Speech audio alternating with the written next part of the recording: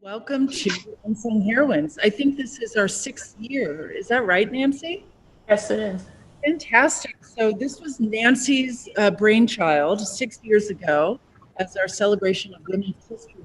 And the original concept was that we would shed light and learn a little bit more about women who have made outstanding contributions to their fields and by extension to our common life, but who may not be household names. And it's interesting because Nancy did this, and then the New York Times wasted no time in copying her idea, and that became kind of a running feature in the New York Times. But we're really proud of this series, and it's something that I look forward to every year. We have 5 parishioners today who are going to just speak for a few minutes about these women who we've selected, or who of their own choosing, really. We decided to narrow the focus a little bit this year. So we're talking about women in science, technology, engineering, and mathematics, otherwise known as STEM.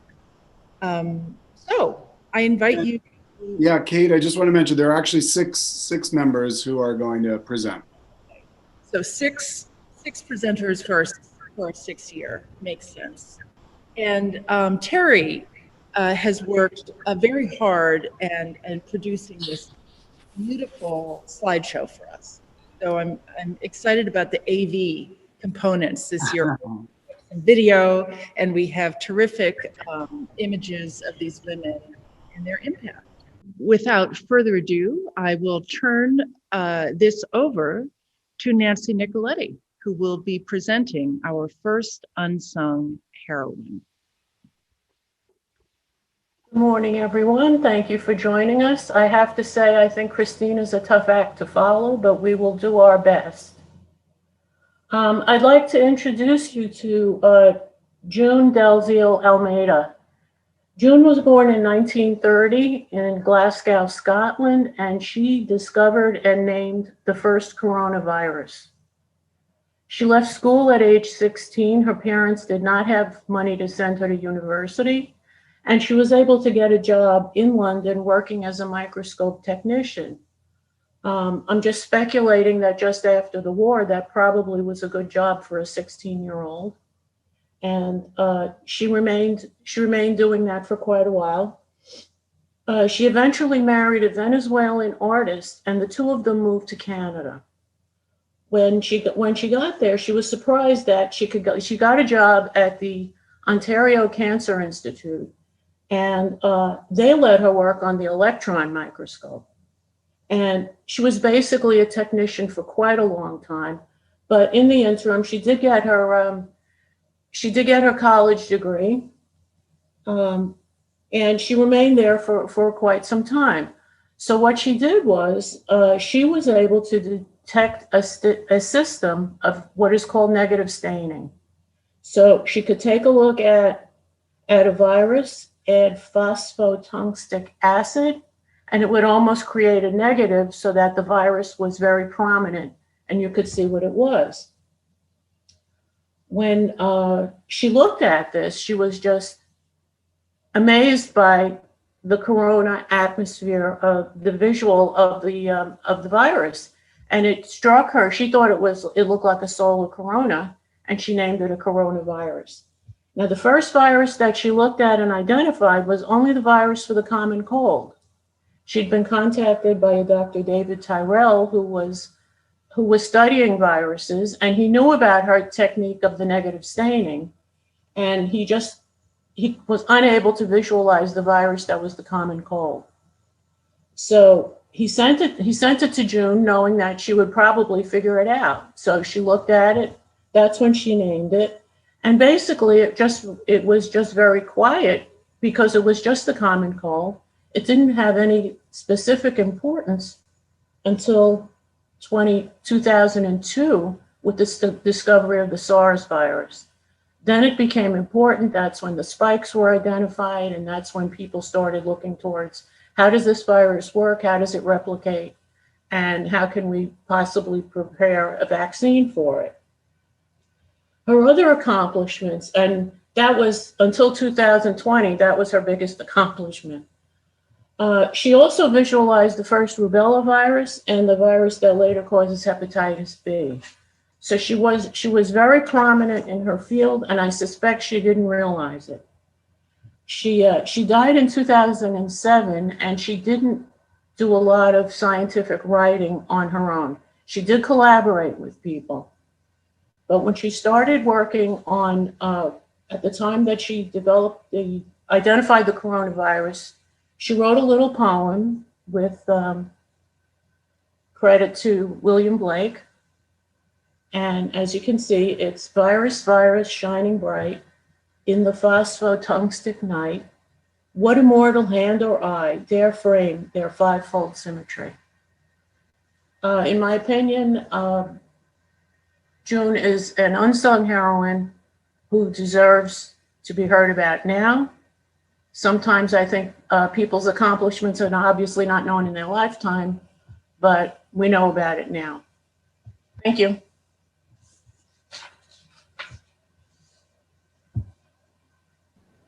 Thank you. Thank you, Nancy.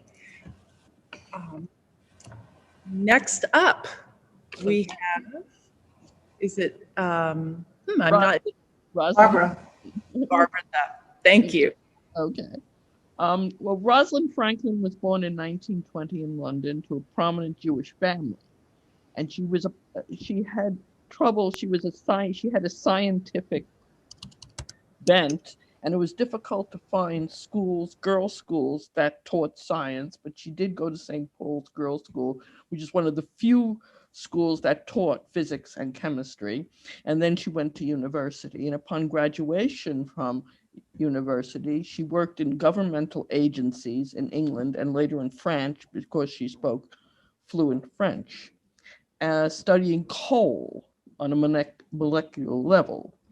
And she perfected a photographing technique known as X-ray diffraction, which was later useful in the study of DNA. In 1950, she was homesick, so she returned to England from France and worked at King's College, which was part of the University of London. And she was assigned to work on DNA fibers. And she made a famous photograph 51 of DNA, which her colleague Maurice Wilkins showed to James Watson and Francis Crick. And they used the photograph and her calculations to develop their structural model of DNA as a double helix. In 1953, she moved to Birkbeck College, known for promoting women, and her reasons, as expressed by her niece, were not particularly because she wanted an atmosphere more conducive for women, but because she felt uncomfortable at King's College because it was high Anglican, and most of their students were studying to be high Anglican priests, and she was Jewish. So she felt more comfortable at Birkbeck College. And her new colleague, Raymond Gosling, and her published their findings on DNA in the magazine Nature, almost simultaneously with Crick and Watson. Now, later it was rumored that Crick and Watson stole her research, and more recent analysis has somewhat debunked this theory, since she regarded work, and all of them regarded work as collaborative. And in 1951, Franklin gave a talk outlining her research, and Watson attended and probably could have picked up some pointers, but later admitted he wasn't listening because he was too concerned with Franklin's hairstyle and appearance. And had he listened, he might have arrived at his findings earlier. And in his book, Double Helix, originally in his book, Double Helix, he refers to her as Rosie, accused her of not willing to share her data, which wasn't particularly true, and said she had to be given the boot. And that this was a reference to her moving from out of King's College, and which only confirmed perceptions that he stole her research and was unwilling to give her any credit. By 1953, Rosalind Franklin had moved on to the study of viruses. At the time of her untimely death of ovarian cancer in 1958, she was studying the polio virus in collaboration with Aaron Klug. And Crick and Watson won the Nobel Prize in Medicine in 1962, along with Rosalind Franklin's collaborator Maurice Wilkins. Aaron Klug won the Nobel Prize for Chemistry in 1982. And Rosalind Franklin could not share those honors with them because there's no provision by the Nobel Committee to give a posthumous Nobel Prize or even posthumous Nobel recognition. In an epilogue in the Double Helix, Watson tries to take back his comments. And he says, in 1958, Rosalind Franklin died at the early age of 37. Since my initial impressions of her, I want to say something about her achievements. The X-ray work she did at King's is increasingly regarded as superb. And her 1952 demonstration and the phosphate groups must be outside of the DNA. She proved that phosphates were outside the DNA molecule.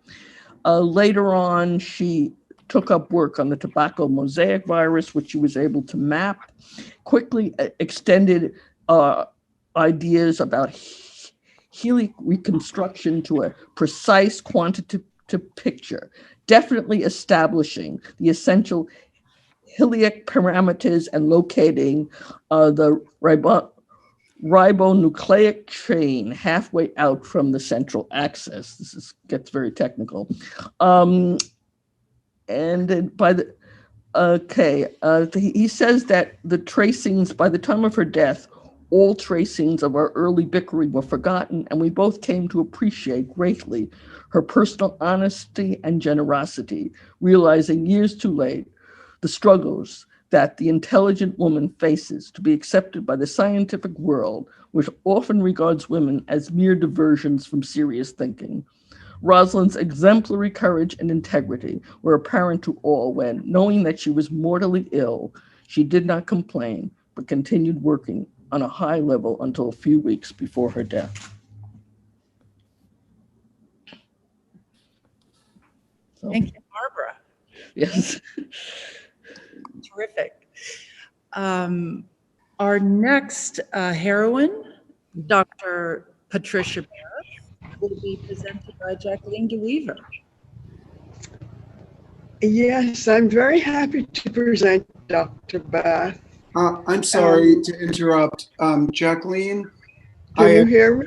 Oh, yes. I had just mentioned to Mother Kate by text, which you might not have seen, that we had talked about interspersing just a quick, visual of some of the heroines who were submitted by members of the parish, but who we won't be hearing a full presentation of. So we're just in this, the idea was to do a little transition between every two speakers. And so I'll just say, here they are. Here are some of the many heroines, both in the STEM community and otherwise, who were submitted in nomination, if you will. No, who were presented to us, but who we won't hear a full biography of. So Maggie Lena Walker was the first Black woman to own a bank, and Martha Roundtree co-created Meet the Press. Diane Hartley was an engineering student who unearthed a major flaw in the construction of the Citicorp building. Roger Arliner Young, the first African-American woman to receive a doctorate in zoology.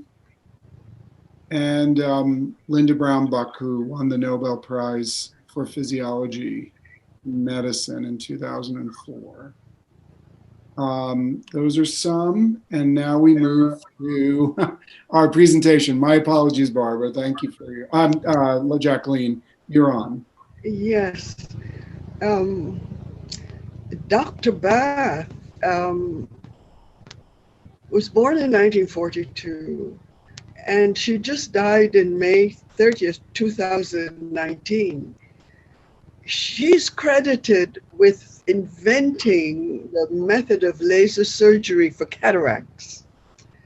And the method is called the laser phacoprobe, but we won't go into that since that's outside my line, okay? Now, she has a number of firsts, our society being structured as it is.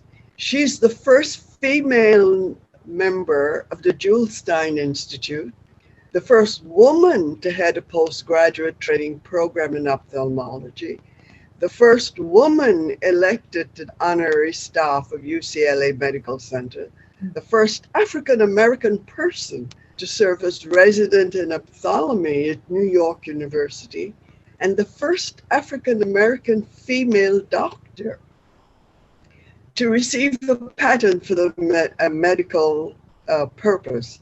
Actually, she received 3 patents for the laser surgery operation. She also was a philanthropist and interested in her society. So she founded a nonprofit institute, the American Institute for Prevention of Blindness in Washington, D.C. Now, her father was an immigrant from Trinidad, and he had a first too. He was the first African American to drive the subway car on the subway. He was a motorman for the subway, and he's the first African American to get that job. Her mother bought her first chemistry set, and her parents' motto was never settle for less than the best.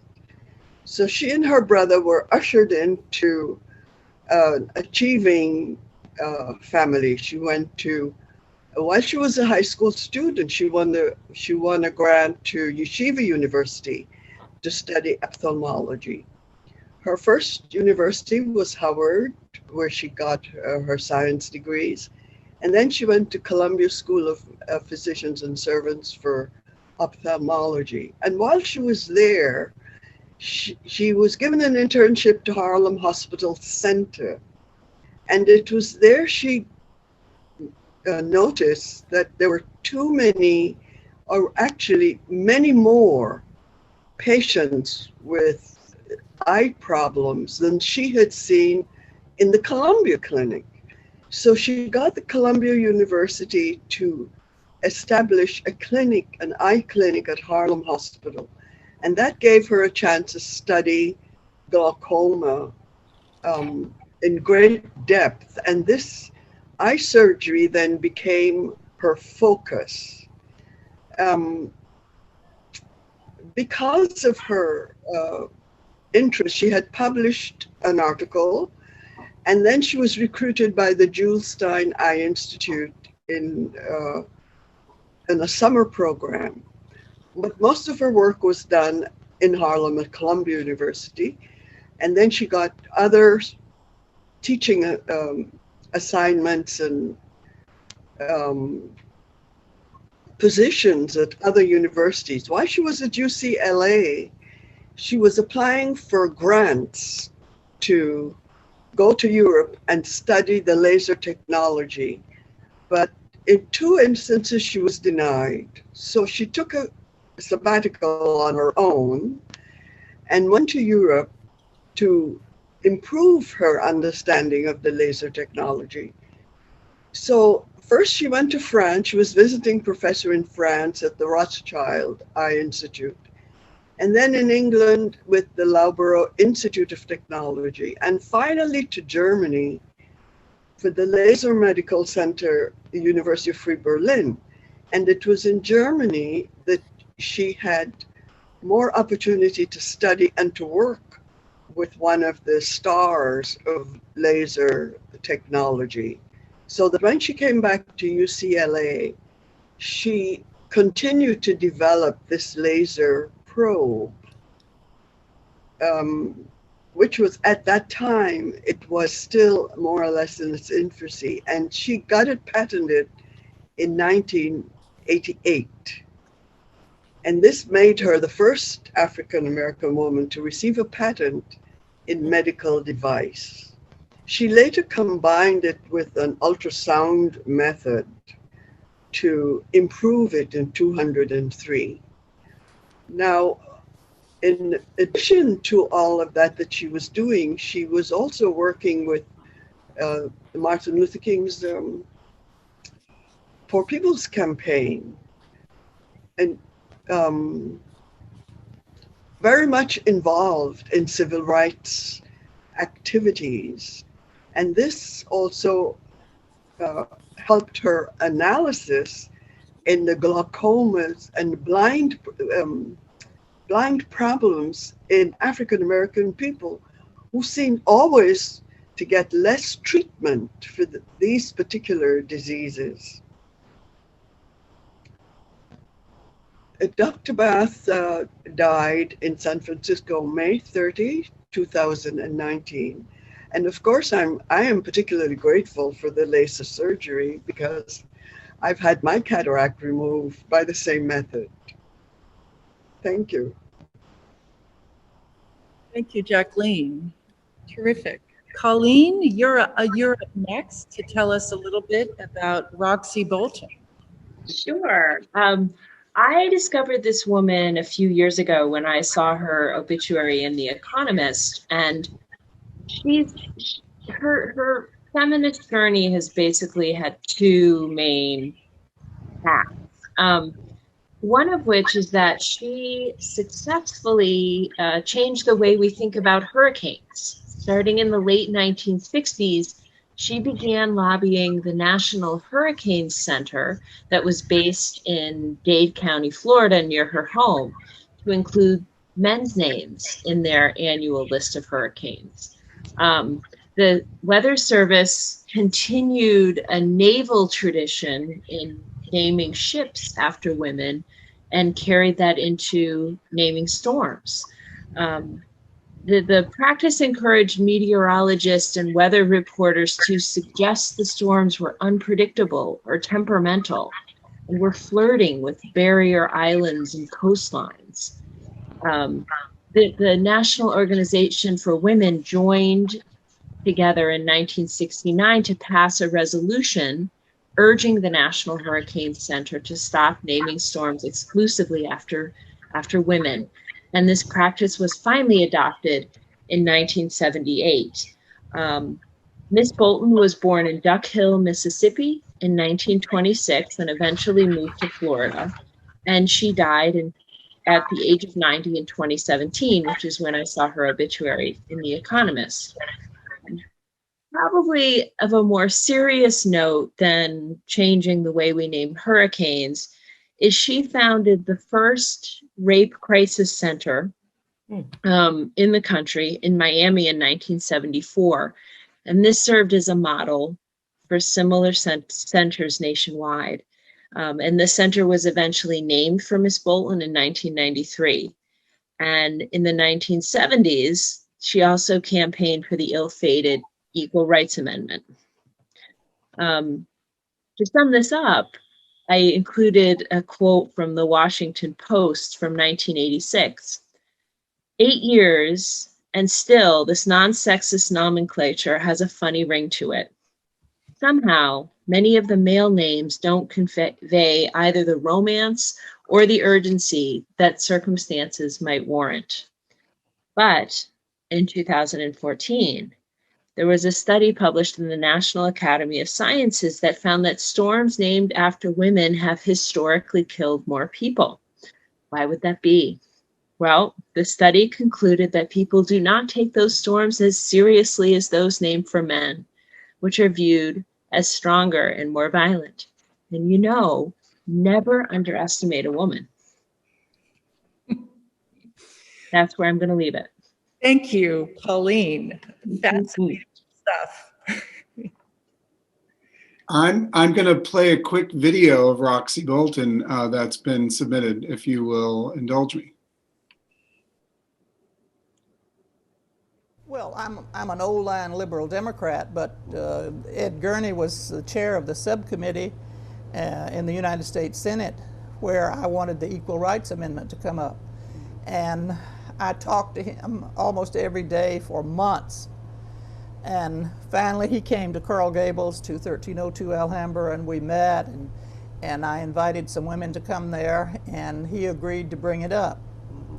And so you wouldn't think that the lines of communication were open, but I believe you have some papers there, that some documentation where I had asked him to go to the White House and ask President Nixon to declare August the 26th Women's Rights Day. And he did. And he wrote me a letter, of which you have. You can substantiate that. In the old days, reporters would often say, "Can you substantiate this?" So I never forgot that. So, not that I think you would doubt my word. And he wrote me a letter and said, "I want you to have this certificate that President Nixon signed, because if you hadn't asked for this, there wouldn't be a, on August the 26th, there wouldn't be a day designated as such." So then it became a designated holiday, not a paid holiday, but a designated day. August the 26th is Women's Equality Day.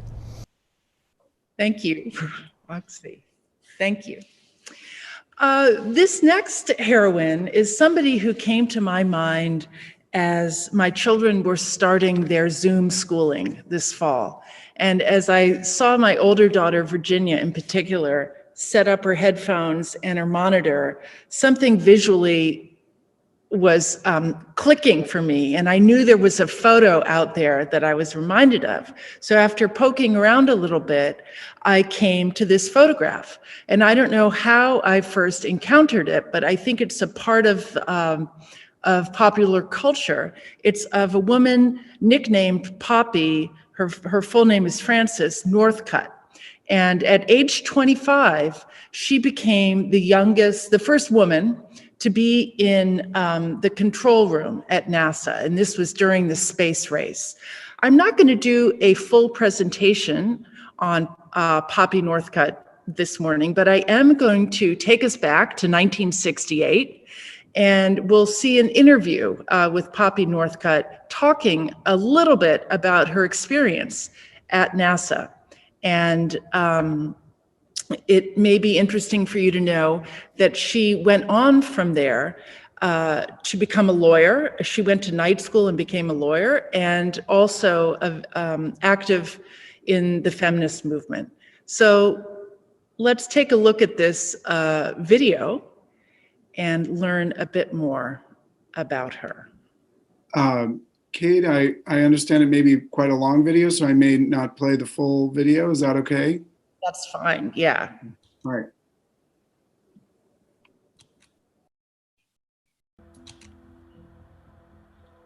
They accelerated the schedule on Apollo 8 so much. The flight controllers had not had time to train on the return to Earth capability, which was really the big new thing on that mission. Well, I was on the Return to Earth program.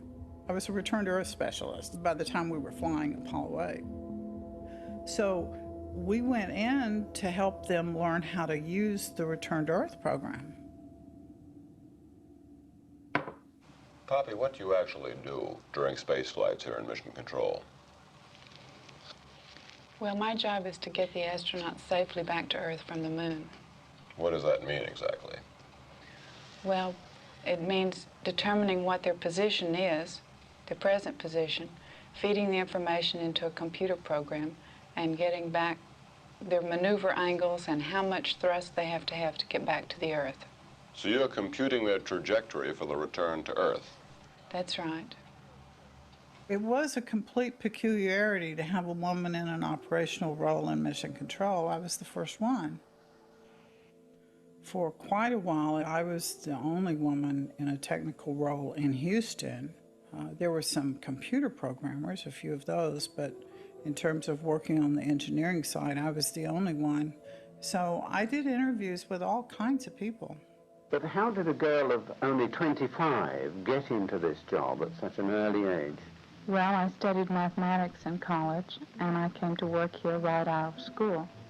I've been working on this particular project ever since I came to work here. Aren't the men jealous of you? No, I don't think so. It was a very sexist society at that time. which informed my becoming a feminist. I started off working as a computress. I don't know why they call them computresses. We weren't necessarily doing computer work.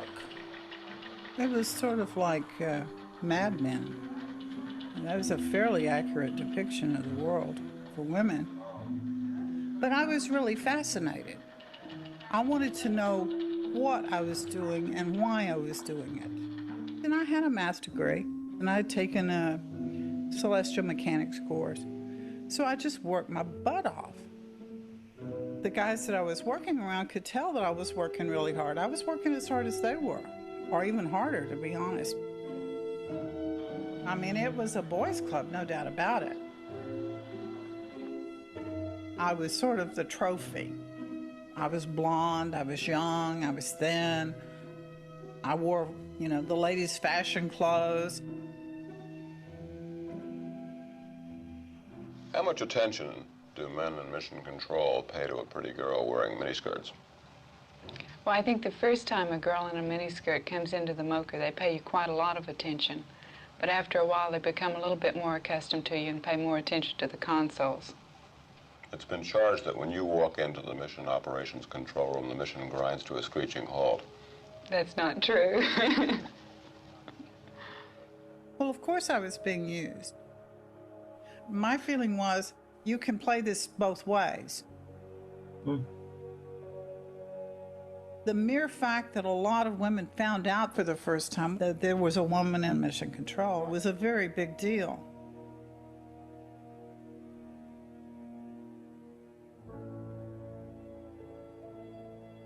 I thought it was important that people understand that women can do these jobs.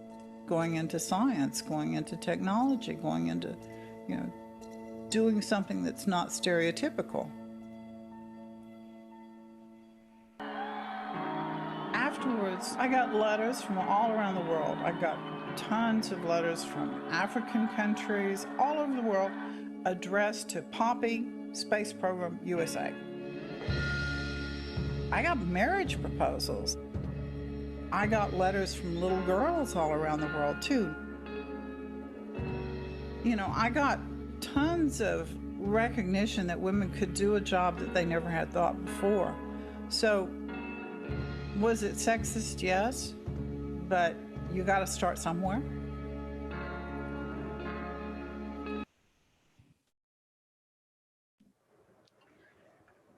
Thank you. Sorry, I could not cut that off. Well, that's it. That's pretty much the full video. And what an interesting trip back to that 1968 interview. We could unpack that all month long.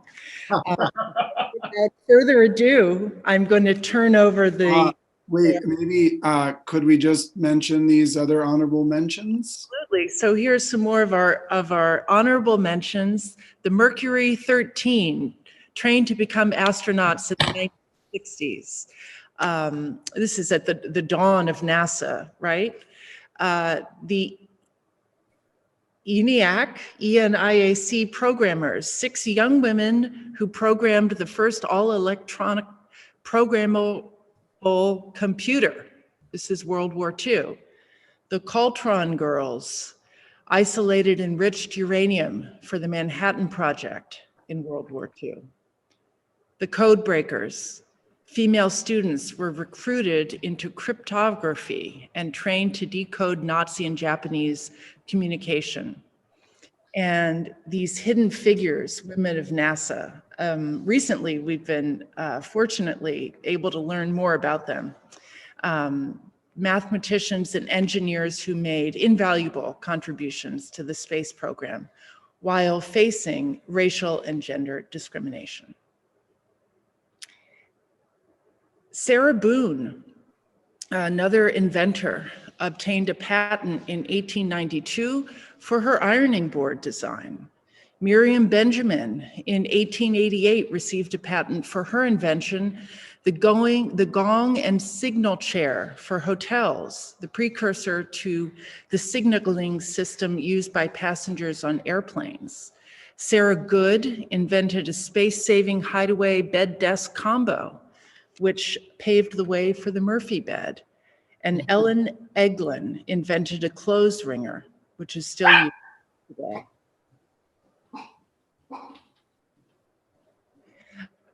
Now, without further ado, I will turn over the floor to Winnie Murdoch, who is presenting on Camille, Wardrop, Aline.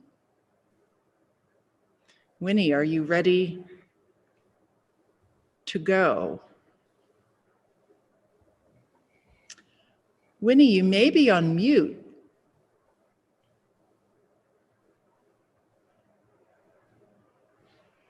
So we'll wait for Winnie to unmute herself, and then I think we will be all teed up. Okay. Terrific. All right. I came across this very talented and experienced person just scrolling through my phone one night, and it, really jumped out at me. Her name is Dr. Camille Wardrop Aline. She was born in Trinidad and Tobago in 1966 and migrated to the United States at 18 years old to further her education. She went to Howard University and she got a bachelor's degree in aerospace engineering. No, her first degree was in mechanical engineering with an aerospace option.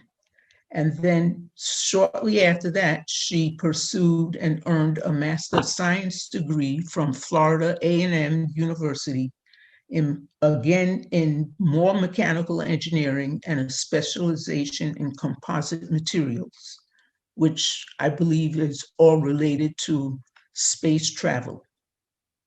She worked at the Kennedy Center as a flight systems engineer for 2 years, and then she went to the University of Maryland to get a second Master's of Science degree, again in more aerospace engineering, because that field was always developing over the years, with a specialization in hypersonic aerodynamics and propulsion. Again, since the space travel was always advancing or improving, she had to keep, upgrading her knowledge. Then she was recruited to work with the Naval Sea Systems Command on ship missile systems.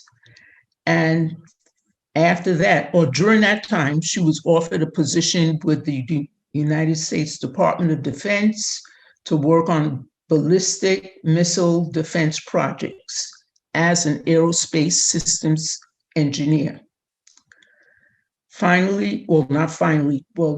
Soon after that, she applied to NASA's astronaut program in 2003. She was one of the 100 finalists, but she didn't make the last 12 finalists for being an astronaut.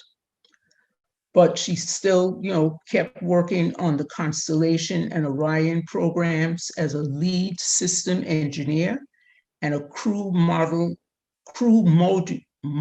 systems engineer and a test manager. Currently, she serves as an associate program scientist for the International Space Station in Houston, Texas, and her roles include communicating with the International Space Center, ISS, specific scientific accomplishments with the general public, the leaders of, NASA, the United States Congress, and other scientific communities. She also plays an important role in international education programs with ISS partners. And she has pursued, again, she was very driven to, advance her education in this field, this scientific field. She pursued her doctorate in education, in educational leadership from the University of Houston.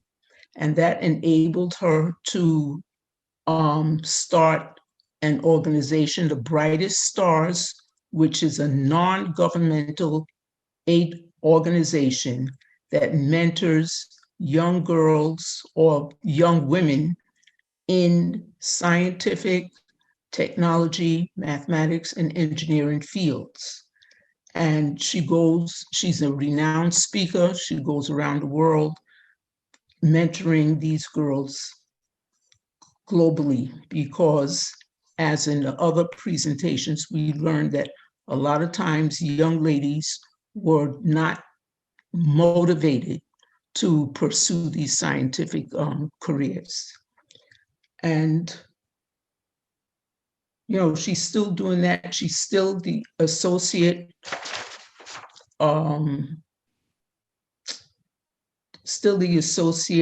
program scientist and doing all of these things. Thank you. Thank you, Winnie. Terrific. Thank you. Thank you. Thank you. You're welcome.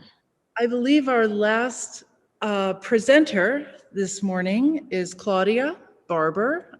Claudia, I don't know if you're ready. And Claudia will be presenting on Dr. Swati Mohan, another aerospace professional. Claudia, are you ready to roll? I am. Terrific. I'll hand it to you, Claudia Barber. Well, good morning. I'd like to introduce you to Dr. Swati Mohan, and this ties back to several other presentations we've got. I chose to write about her because it was really exciting for me to see her, an Indian American, in the center of a bank of NASA people on news clips of the mission to Mars and calling out touchdown confirmed. This to me was made her, took me back to the July 1969 landing on the moon, and kind of ties back to Poppy and to Rosalind Franklin and the people that other people who've been working in aerospace. The fact that Star Trek was her early inspiration made me wonder if she also had one of those little badges that the people on Star Trek would wear and say, "Beam me up, Scotty." I don't know the answer. But her own perseverance, to me, to pursue higher education at Cornell University, and I lived for a period of time in the Finger Lakes region, so I can imagine her hiking up all those great high streets in Ithaca and persevering in pursuing her education to great heights at Cornell and then later on at MIT. Her guidance, her team, the guidance and control team, was critical to getting the spacecraft carrying Perseverance, the rover, to Mars, and then we're taking the rover, landing it carefully on Mars and getting it to a place on Mars where they could really determine certain, identify issues in the terrain relative navigation system that was developed for this mission, getting it to a very challenging area that they could explore more in depth. The area around the landings site.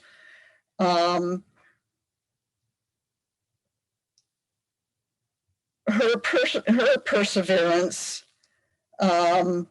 and her experience at NASA prior to this mission, such as the Cassini mission, demonstrates her commitment to finding, as she said, finding new and beautiful places in the universe. And I think this was one of many that have been presented today, just a continuing involvement of women in this field. Amen. Thank you, Claudia. Thank you, Jacqueline. We actually have a video that, a very short video to play. I'm just going to do that right now. It's the very last, second to last slide. So here it comes. We're conducting the sky crane, about to conduct the sky crane maneuver. Sky crane maneuver has started. About 20 meters. We have confirmation that the lander vision system has produced a valid solution and part of terrain relative navigation. Priming. TBA is nominal. We have priming of the landing engines.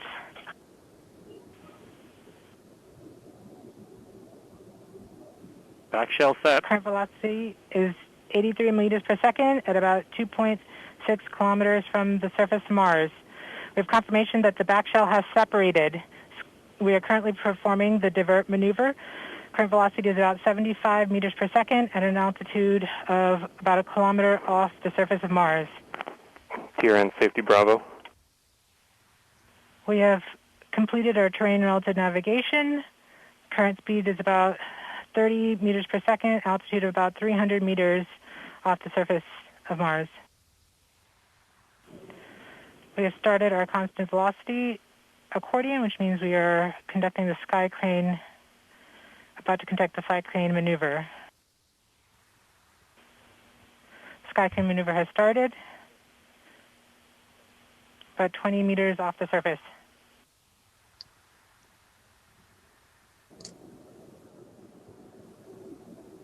We're getting signals from MRO.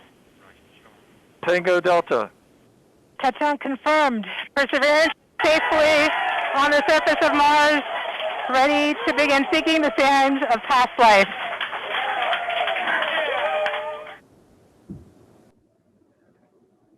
And just before I turn this over to Mother Kate to conclude, just want to be, I want to invite folks to read about all the folks whose biographies were submitted on a link that right now accompanies the announcement of this program and will soon accompany a video recording of this program. And so, Mother Kate, back to you. No, this was really exciting. Thanks. That took a lot of work and a lot of inspiration putting together.